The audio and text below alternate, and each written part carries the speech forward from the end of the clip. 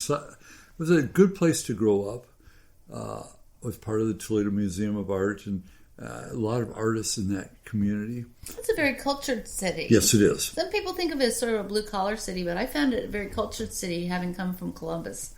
A lot of things, the symphony and the art museum and stuff there, were just more prominent and more valued, it seemed like, in Toledo. And right. I'm not sure what was all the difference.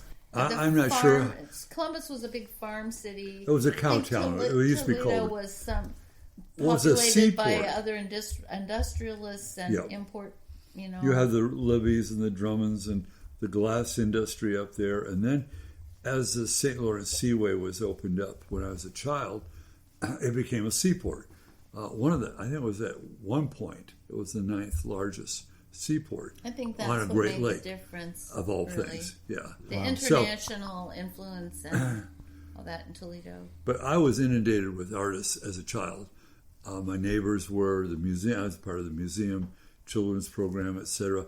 Is that what you were originally? You were a professional artist, or I have been making art since I was 3. wow. My first memories. Of course, we all make art when we're 3. You bet. We do a lot of scribbling and all sorts of things. And it's beautiful and very valuable. And my parents really kind of allowed that, made sure I had colors and crayons and books and paper. My next door neighbors were artists. They were not art teachers. They were artists. And my grandmother was an Appalachian quilt maker. She came up from Ironton, Ohio, if I could say it that way. You could say it any way you want. And, I value those experiences. She was a craftswoman. She did besides quilting and doing an incredible job with very subtle colors and using light and dark in her quilts. She also did caning, chair caning. What's that, chair caning? Chair caning is, when you have the chairs that are woven with some kind of little rattan material until it makes little octagons in the seat of the chair and the back of the chair, and it's all woven crisscross, little crisscross, and it creates little hexagons or octagons all over. Well, it's very painstaking work. You have to do it really well, and then you have to, seal it in there so that people can sit on it repeatedly without going through the bottom of the chair. Well, she was a chair caner. She was an organist. She's a very gifted person, but she's just a farm wife. And her mother was recording hymns on records. So there was this music, this craft that she inherited from her Appalachian roots, right? That was remarkable. So I grew up sort of like Robert Louis Stevenson was alleged to do, as when he was a sickly child. I was not, but he lived under these beautiful quilts and had his adventures on the patchwork of the quilts. Well, I grew up with these quilts that were just gorgeous. And then when I was born, my grandmother made our wedding quilt. Oh, wow, that's really nice. And then she did it for all her grandchildren. Oh, wait. You said when you were born. When I was born, she made the wedding quilt. So it sat around until we got around to it. Wow. I wish you to put some numbers in there for the Ohio lottery, huh? Oh, yeah. That'd be nice. That was positive. She knew you were going to get married. I guess. Well, that was kind of, you had to do that, but we didn't have to do it. That's another story too. Gotcha. Okay, so I'm gonna just jump in there. So Sure. You've been an artist your whole life, or what did you do for a living? Well, that's what I've done. Well, I taught art. That's how I really made my money. Okay. So I went to school at Ohio State University, both undergraduate and graduate, studying color, art, painting, for a long time. And then I was teaching in universities. All total, it's been 4 universities, several high schools. You've been to 4 universities? I taught at 4 universities. Oh, taught it for you. Okay. Yes. And then I really got my retirement from teaching in public school in a town nearby here. Well, God bless you, because you must be a saint to teach a bunch of kids. Oh, no. He loved it. I loved it. These children are wonderful, and the guidance office would often send me the worst kids in the school. But I also... This is an art teacher, so right? So you send all the refuse there. Right. Yeah. All the kids that won't make it anywhere, you send them to the art teacher. So either have a class to occupy their time. Well, he sent them all to college. Yes, I did. Got them scholarships. I really was a hard teacher. I was very difficult. In fact, at one point, the student rumor mill had me and one of the teachers who taught AP English, the college level English, to be the hardest teachers in the school. And if you took my course, you could expect that I was not easy. I made you read, I made you write, I made you to produce art, I made you think, and the kids loved me. And they want it. That's what all kids want. They want to have the bar set a little higher instead of a little lower. And I didn't set it low. I had a teacher, science teacher once, and he would call everybody by their last names, not by their first name. Mm-hmm. It was Mr. So-and-so, Yes. Mrs. Yes. And it was just like, and it was such a different change. And I think it was like the 5th or 6th grade. And for it to have that teacher Absolutely. do that, I was just like, whoa, who's this guy? And I love that teacher. And you're expected to be something. I still and you're remember gonna his become name. Something, and you have. And you remember his name. Yeah, That's Mr. J. Rubin. That was Isn't his that name. amazing? 7th grade. The only teachers' names I remember are the ones that either gave me a hard time unjustly. Right. And I remember that too. Yeah, and then there's the high school teacher that stole my original first edition of my Edgar Allan Poe book that had woodcut prints in it. They stole it? Yeah, he Yeah, stole it. stole it. And I can remember his name. The rest of the teachers, I have no clue. Except for I had one good high school art teacher that was wonderful. And as a freshman, she got my work in a couple of traveling shows of high school work in Ohio. So she was a gem. What was her name? Mrs. Sweeney. And the teacher that stole your book, what was his name? Mr. English. That's funny. And he taught English. His name was Mr. English taught English. He was from Alaska. He knew what he was looking at, but Mike didn't. He was an innocent kid just bringing in this book that he loved. Wow. And he said, "Oh, I know what this is," and And it disappeared. It just disappeared. So I don't remember this. What a bum. So I've, in a way, things work out. I found another edition of that later in my life. Oh, that's and nice. so I have that up in my library. But I, as a child, 7th, 8th grade, read every story that Edgar Allan Poe wrote. I just loved it. And of course, most teenage boys at that age are, what's the right word, morose or Morbid. I remember Annabelle Lee, and that's... Yeah. Isn't that a beautiful poem? Yeah. It's And the other day we were in Wilmington, North Carolina, and met some guy working in a bookstore. We had lunch, and he brought his girlfriend, and guess what her name was? Annabelle. Annabelle. Annabelle. We said, oh, it's Southern girl. a Southern girl. Wow. So as a segue into that, since you mentioned Edgar Allan Poe, and he does poetry, and Kathleen or Cathy. I Kathy. like being preferred to be called Kathy's Cathy. You do poetry.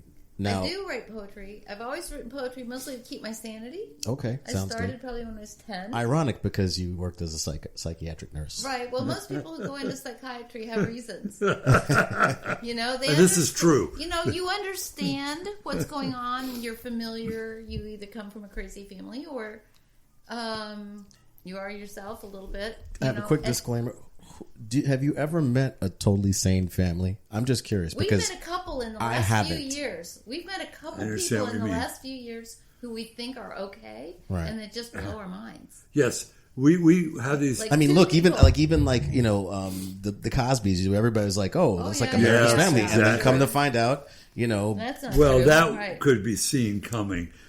Well, I don't know if we want to go there, but we can go wherever Bill we want. Cosby, his behavior was apparent in the 70s, 60s, and 70s. I don't think anybody was listening. Or No paying one was attention listening, because but- he was making money for everybody. Mm. So nobody But- would say. But Kathy's poetry, like my artwork, was to bring sanity to our world. We both had dysfunctional families that we grew up in.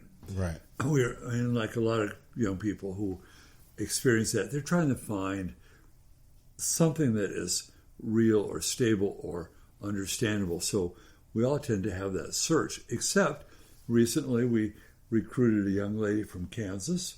Mm-hmm. And when she got here, she was for one of our, our artists in residence. And we said, my gosh, her parents must be saints or something. I mean, they have faults. She seems normal. She seems what should be normal. Even when you live with her, she's still normal. She lived with us for a year and a half. We said, whoa.